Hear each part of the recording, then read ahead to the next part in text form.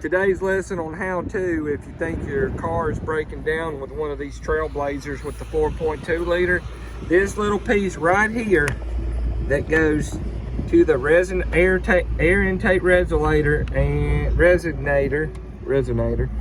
and down here to the fuel pressure regulator are two different sizes, and nobody has it, so I'm gonna have to rebuild it.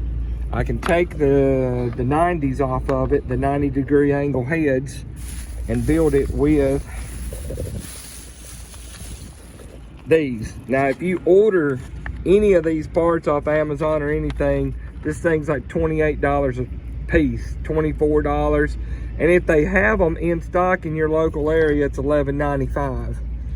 But all this stuff I bought, and a vacuum cap that has to go down below it, I thought where it hooked, and it doesn't, because it hooks to your fuel pressure regulator right there. From there to there is the part I'm fixing, and from the factory, you cap that off. You cap that one off with one of these.